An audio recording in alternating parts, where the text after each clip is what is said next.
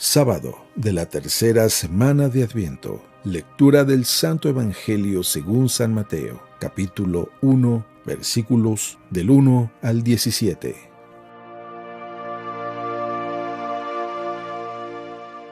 Genealogía de Jesucristo, hijo de David, hijo de Abraham. Abraham engendró a Isaac, Isaac a Jacob, Jacob a Judá y a sus hermanos. Judá engendró de Tamar a Farés y a Zará, Farés a Esrom, Esrom a Aram, Aram a Aminadab, Aminadab a Naasón, Naasón a Salmón, Salmón engendró de Rahab a Boz, Boz engendró de Ruth a Obed, Obed a Jesé y Jesé al rey David. David engendró de la mujer de Urías a Salomón, Salomón a Roboam, Roboam a Abía, Abía a Asaf, Asaf a Josafat, Josafat a Joram, Joram a Osías, Osías a Joatam, Joatam a Acaz, Acaz a Ezequías, Ezequías a Manasés, Manasés a Amón, Amón a Josías. Josías engendró a Jeconías y a sus hermanos durante el destierro en Babilonia. Después del destierro en Babilonia, Jeconías engendró a Salatiel, Salatiel a Zorobabel, Zorobabel a Abiud, Abiud a Eliakim, Eliakim a Azor, Azor a Sadoc, Sadoc a Akim, Akim a Eliud, Eliud a Eleazar, Eleazar a Matán, Matán a Jacob, y Jacob engendró a José, el esposo de María, de la cual nació Jesús, llamado Cristo. De modo que el total de generaciones desde Abraham hasta David es de 14. Desde David hasta la deportación a Babilonia es de 14. Y desde la deportación a Babilonia hasta Cristo es de 14.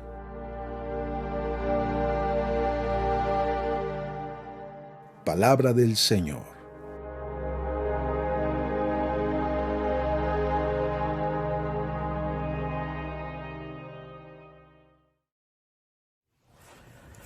Muy buenos días. Como siempre, el Evangelio trayéndonos palabra de vida.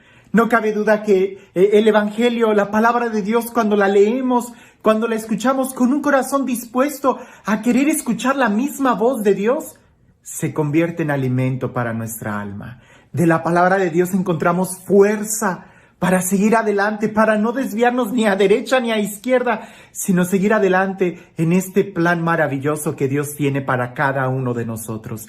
Que seamos felices, que disfrutemos su amor, que vivamos en su presencia. En este tiempo de Adviento, donde nos estamos preparando para recibir a Jesús en su segunda venida, pero también para celebrar la Navidad. Y lo voy a decir y lo he dicho una y otra vez, nosotros no celebramos fechas. Lo que celebramos es un acontecimiento y como nos queremos preparar para este acontecimiento, le tenemos que poner una fecha. Pero el acontecimiento es que Dios se hace hombre. Dios se encarna. ¿Para qué? Para hablarnos directamente nuestro idioma. ¿Para qué? Para poder salvarnos, para enseñarnos el camino, para poder pronunciar su palabra directamente a nuestros corazones. El día de hoy en el Evangelio no lo voy a leer por dos razones. Una, porque si lo leo, creo que corro el riesgo de detenerme en el primer renglón y empezar a explicar cada nombre, lo que significa el nombre que ahí está.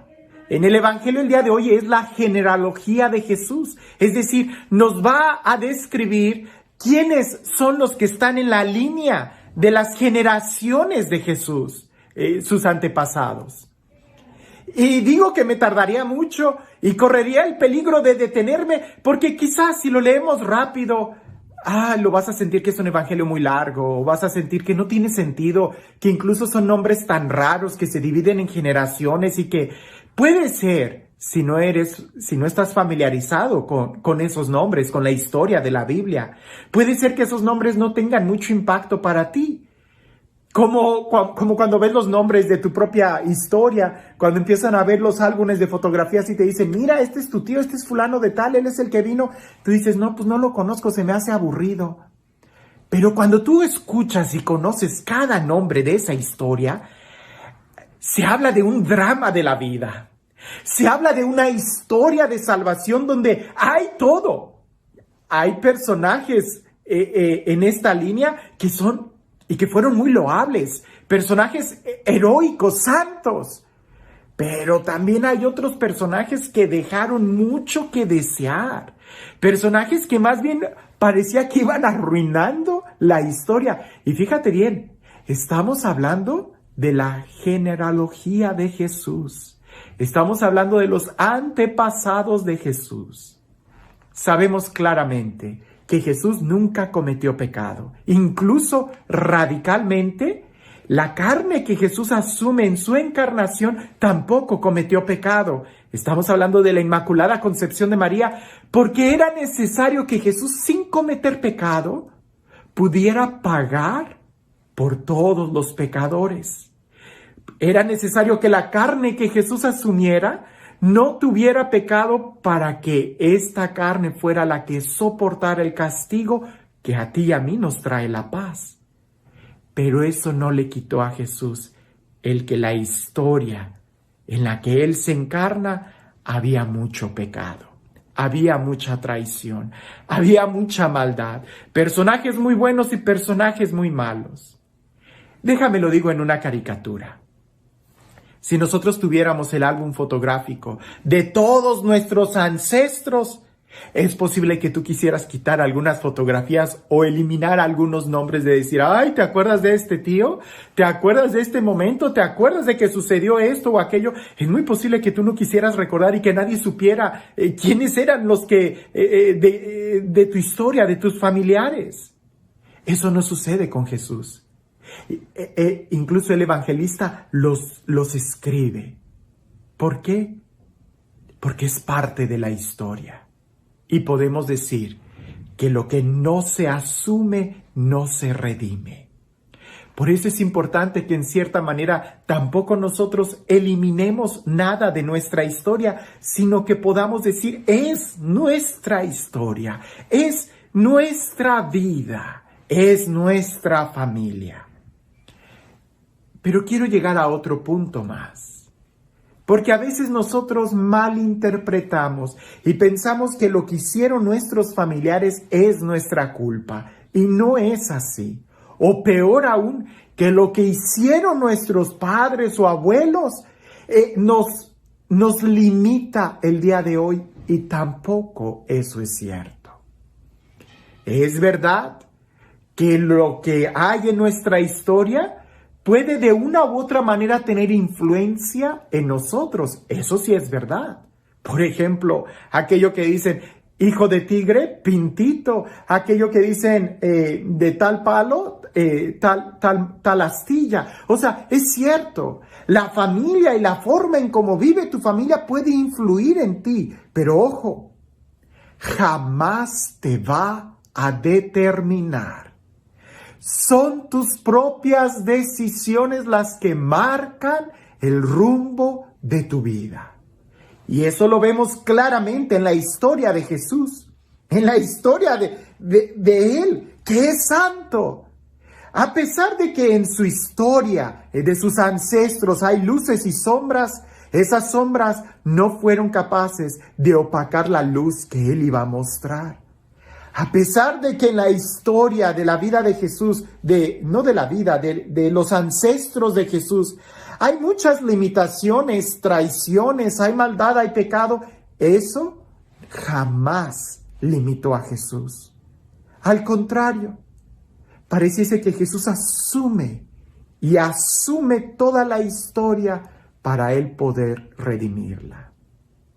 ¿Cuántas veces no vienen conmigo personas y me dicen, Padre, es que cuando yo era niño, mi papá, mi mamá abusó de mí, me golpearon, no me mostraron amor, no me mostraron cariño, y ahora por eso yo soy de esta manera, todo hosco, guardo tanto rencor?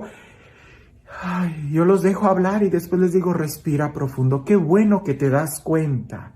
Qué bueno que te das cuenta y eres capaz de asumir tu historia, porque es triste cuando alguien quiere borrar de su historia algunas situaciones. No, qué bueno, pero qué malo que te engañes creyendo que eso tiene poder sobre ti, que eso te limita, que eso te determina. No, no es así. Tú tienes la libertad y la capacidad de decidir qué hacer con esa historia. Si tú quieres continuar en una línea de maldad o en ti, eso se detiene y tomas la decisión de cambiar. Porque es cierto que la historia puede tener influencia sobre ti. Si yo vengo de una familia que es alcohólica, de una familia donde hay mucho adulterio, si yo vengo de una familia donde hay traición, donde hay abandono, donde hay guerras, es muy posible que eso para mí pueda lucir un poco normal, pero no lo es. Yo soy al final del día el que decide si tomo o no tomo alcohol. Yo soy al final del día quien decide si yo voy a cometer adulterio o no.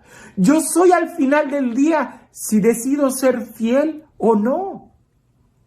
El ejemplo tan grande que tenemos es en la vida de Jesús. Sí, él viene de María, que es santa, y José, que es santo, y pudiéramos decir que también Joaquín y Santa Ana, los abuelos de Jesús también eran santos. Sí, pero sigue para arriba. Vas a encontrar personajes en la vida de Jesús que verdaderamente eran renglones torcidos, pero cuando tú logras poner esos renglones torcidos en las manos de Dios, Él es quien puede escribir derecho. Cuando tú logras poner todas tus pasiones, tus miedos, tus traumas en las manos de Jesús, Él puede hacer que se escriba derecho. Tú eres al final el que decide cómo quieres vivir, si influenciado o eres tú quien decide. El ejemplo que me gusta poner es cuando tú vas en el tráfico.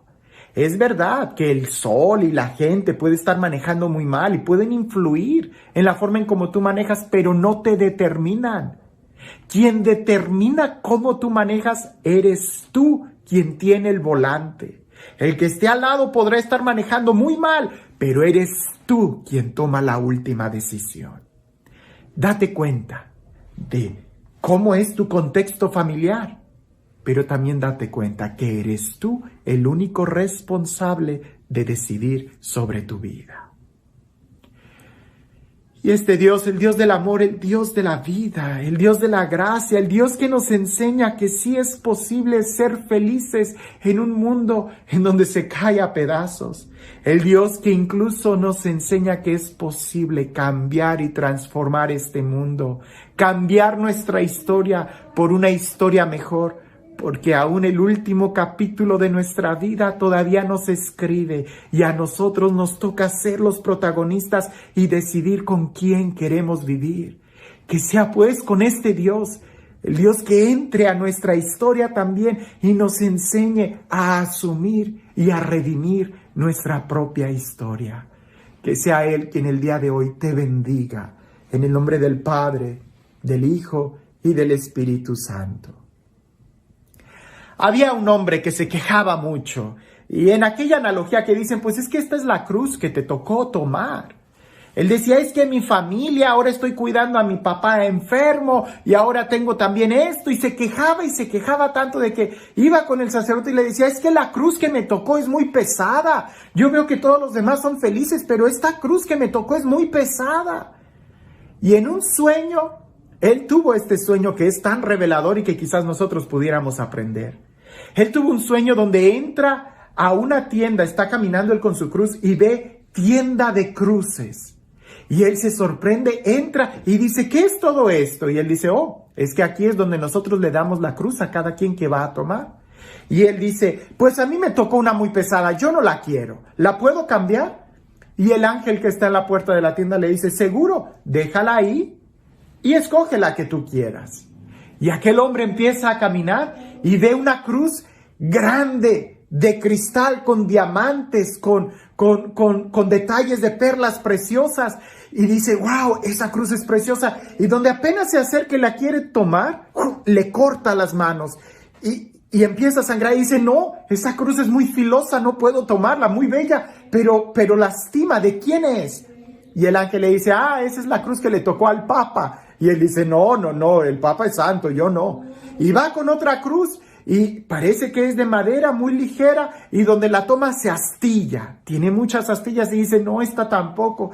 Y así va con cada cruz, una de bronce que termina siendo muy pesada. Otra que parece que es muy ligera, pareciese que fuera como algodón y dice, esta sí la cargo, pero cuando se moja se pone muy pesada. Y total, que al final agarra una cruz y dice, sí, yo creo que esta sí puedo cargarla. Entonces la voy a cambiar. Y se acerca al ángel y dice, me llevo esta. Y el ángel le dice, yo creí que la ibas a cambiar. Y dice, ¿a qué te refieres? Y dice, es la misma cruz con la que entraste. A veces nosotros quisiéramos cambiar nuestra cruz, cambiar nuestra vida, cambiar nuestra historia, cambiar muchas cosas. Pero parece que esa vida que tenemos y esa historia es la mejor para nosotros. Lo que tenemos que hacer es tomar las mejores decisiones y seguir adelante. Que tengas un excelente día.